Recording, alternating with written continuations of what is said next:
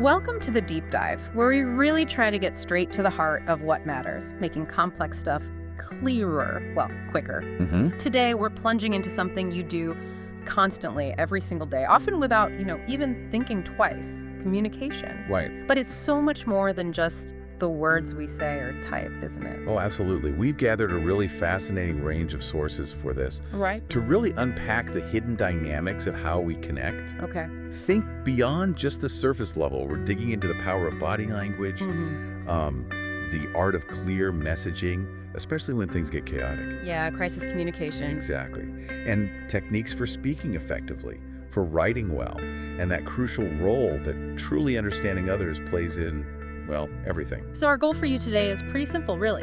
Arm you with practical insights. We've sort of sifted through everything from research papers to business guides. The aim is to help you become a more effective communicator everywhere. Right, in all sorts of situations. Right. We want you to understand not just what to say, but maybe more importantly, how to say it, especially when it really, really counts. Precisely. Okay, so where do we even begin? It's such a huge topic. Well, let's kick off with a fundamental truth, I think. You're always communicating. Always. Whether you intend to or not. You cannot not communicate ideas. Exactly. Even silence speaks volumes.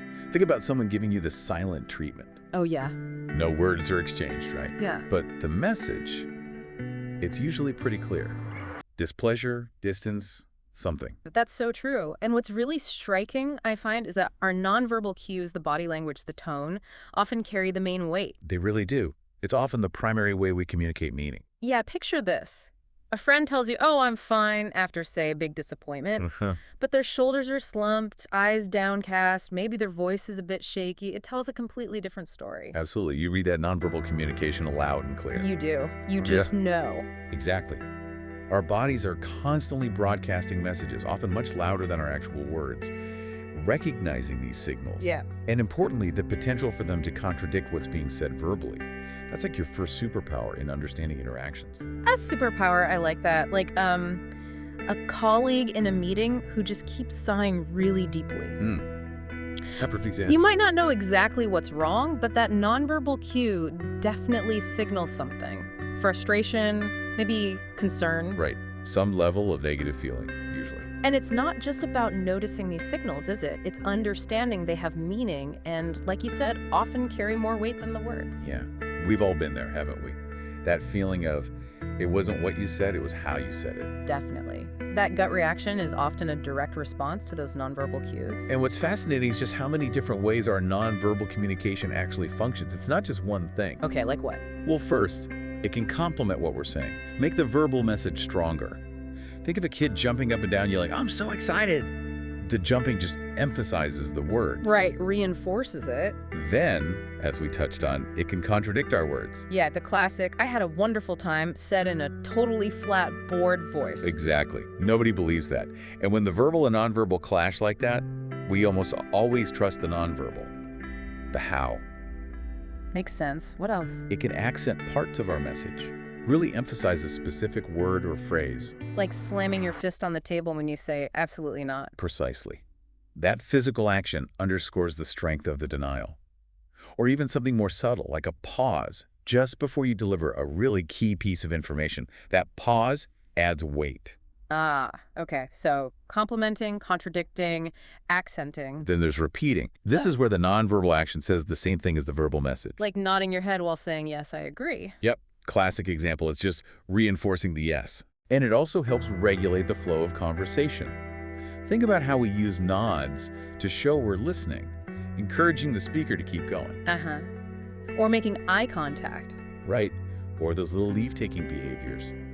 Glancing at your watch, shifting your posture slightly towards the door. Subtle cues that you're ready to wrap things up. Exactly. And if those cues aren't picked up on, well, that's often when you get those awkward interruptions because someone didn't realize the other person was trying to end the conversation. Happens all the time. Okay, that's 5. Is there one more? Yes, the last one is substituting. This is where nonverbal behavior completely replaces verbal communication. Like just shrugging your shoulders to mean, I don't know, no words needed. Perfect. And this is where we get things called emblems. These are specific gestures that have a direct verbal translation, and they're generally understood within a particular group or culture. like a thumbs up for okay or good job. Exactly. Or a wave for hello or goodbye, peace sign, the okay sign, even that made-up gesture Ross and Monica had on Friends that worked as an emblem just between them. Gotcha. So these nonverbals are doing a lot of work, but it's not always easy to read them, right? No, definitely not. And here's where it gets tricky. Nonverbal communication is inherently ambiguous. Meaning it can be interpreted in different ways. Precisely. Take crossed arms. Does it mean the person is defensive or upset? Or maybe they're just cold? Or maybe that's just how they comfortably stand? Right. You can't always know for sure just from the one signal. Flirting is probably a prime example of ambiguous signal. Absolutely. Signals can get crossed very easily there. The culture plays a huge role too, doesn't it? A massive role. Yeah. Nonverbal communication is deeply culturally based. What's perfectly normal and polite in one culture might be confusing or even rude in another. Like personal space. How close people stand. Exactly. Or eye contact norms. Or touching. You know, in some cultures, holding hands between friends of the same sex during a first conversation is totally normal, like in Afghanistan apparently, but that would seem very unusual in many Western contexts. So you really need flexibility, and maybe just asking if you're unsure. Flexibility is crucial. And yes, asking clarifying questions is often the best approach when you're interacting across cultures. Don't assume your interpretation is the only one. This reminds me of something called attribution error. Is that related? Very much so. Attribution error is our tendency to explain someone's behavior based on their internal traits, their personality, rather than considering the external situation or factors. So if a friend is late, we immediately think, oh, they're so irresponsible, not maybe there was terrible traffic. Exactly. We attribute it to them, their character, rather than the circumstances around them. Before you label someone lazy or rude based on an action, pause. Consider what external pressures might be influencing them. Like that Serena Williams coaching example. The umpire saw gestures and attributed them to illegal coaching. Right, while the coach explained them as just personal habits, not directed signals.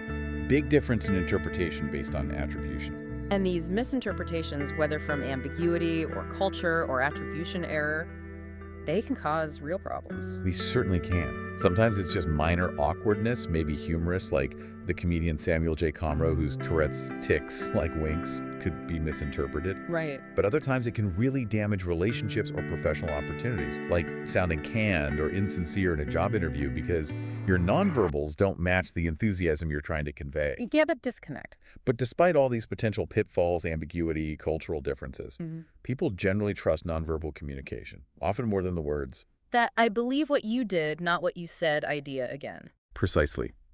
Research consistently suggests a large percentage of the meaning we derive from interactions comes from nonverbal cues. Some researchers, like Morabian, famously suggested high numbers. Others cite figures maybe around 60–70%. The exact number is debated, but the importance isn't. Okay, so we're constantly sending and receiving these signals, verbal and nonverbal. Let's shift gears a bit now to focus on when we do use our words deliberately. Oral communication. What exactly are we talking about there? Simply put, it's sending and receiving information verbally, creating meaning through speech. And it can be one way or two way. Right. One way is like a lecture sender, message, receiver, maybe not much immediate feedback. Two-way involves that back and forth, the feedback loop, like a conversation. And public speaking fits in here how? Public speaking is basically oral communication, but usually to a larger group, and it's often enhanced by a more conscious use of nonverbal symbols, gestures, posture, visuals to really engage the audience and support the message. The focus is very much on the audience. Makes sense. So what are some key techniques for being a more effective speaker? Well, number one is probably being prepared, really knowing your stuff. Can't wing it effectively, usually. Rarely. And being organized, having a clear structure, staying within your allotted time is also important. It shows respect for the audience. What about grabbing their attention? Crucial. You need an attention-getting introduction. Okay, sad. And showing enthusiasm. If you're not interested, why should they be? Good point. Facial expressions help there too, I guess. Absolutely. Using notes as a guide, not a script you read word for word. Making eye contact. That's a big one. Makes it feel like you're talking with them, not at them. Exactly.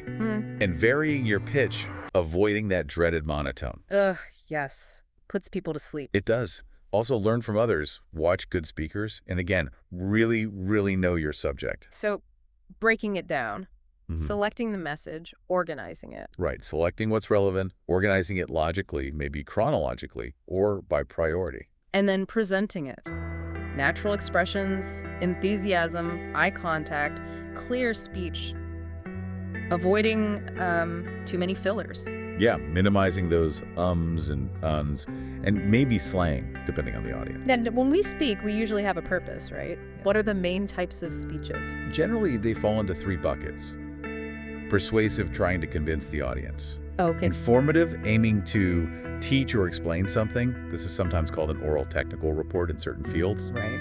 And entertaining, where the goal is more about amusing the audience, maybe through jokes or stories. Got it. So if you have to give a speech, say an informative one, how do you get organized? What are the steps? First, select a topic that's appropriate for your audience and narrow it down. Don't try to cover everything. Focus is key. Then collect your information. Use current, reliable resources, libraries, databases, reputable internet sources. Take good notes. And then the outline. Yes, develop a clear outline. You need an introduction that grabs attention and states your purpose. Then the body, which contains your main points, the supporting information for each, arranged logically, with clear transitions between points. Transitions are important, helps the flow. Very. And finally, a conclusion. Summarize the key takeaways, review the purpose, provide closure. Using supporting materials like visuals or even real objects, what educators call realia, can help too. Okay, outline, done. Yeah, good. Now, the delivery itself, any tips for actually presenting the speech well? People get nervous. Nerves are normal, but being well prepared is the best antidote. Maintain good posture, stand tall, speak distinctly. Articulate clearly. Yes. Use eye contact, scan the audience, connect with different people. If that's too much, sometimes looking just above their heads can work. Interesting tip. If you move, make it smooth and purposeful, not just pacing nervously. Use pauses effectively for emphasis. Know your speech well enough that you're not glued to your manuscript. Use natural gestures. Definitely. Gestures that feel authentic to you. Dress appropriately for the occasion. And try to smile. Project confidence, even if you're faking it a little at first. Fake it till you make it. Sometimes. And always allow time for questions at the end, if appropriate. Great advice. Okay, we've covered spoken communication. What about the written word?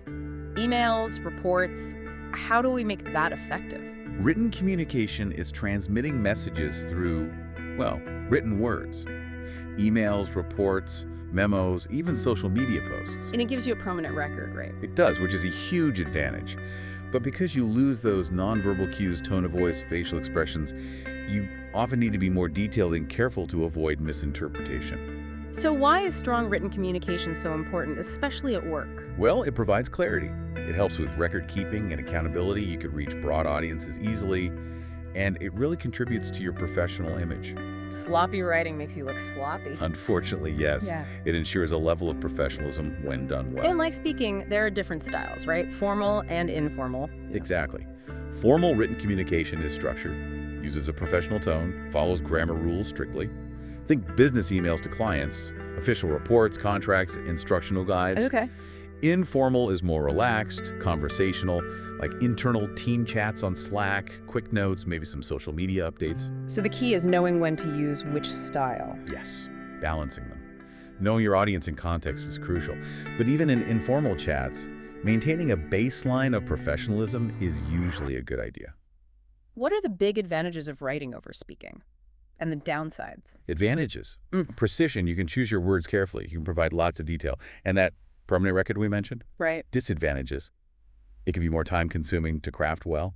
There's definitely a higher risk of misinterpretation without vocal tone. Yeah. And you usually don't get immediate feedback like in a conversation. Makes sense. So how can we actually improve our writing skills? Any practical tips? Definitely. First, always be clear about your purpose and plan your message before you start writing. Just like planning a speech. Plan first, write second. Then strive for clarity and conciseness. Use active voice where possible. It's usually more direct. Maintain a formal tone when it's appropriate for the audience and context. Grammar and punctuation matter. Hugely. Use spell checkers, grammar tools, but also proofread carefully yourself. Set the right tone. Think about who you're writing to. Keep it simple. Yes, simple and engaging language is usually best. Use a solid structure headings. Bullet points can make complex information easier to digest. Oh, edit, edit, edit. Always edit and proofread. Understand your audience. What do they already know? What do they need to know? research your topic if necessary. What about persuasive writing? Learn the basics. Clearly state the benefits of what you're proposing. Use data or evidence to support your points if you can. And finally, adapt your style to the platform. An email is different from a tweet, which is different from a formal report. Lots to think about there. Okay, we've talked about speaking, writing, nonverbals. Let's zoom out a bit. How can we improve our general interpersonal communication, just interacting with others day to day? A lot of it really boils down to some core principles.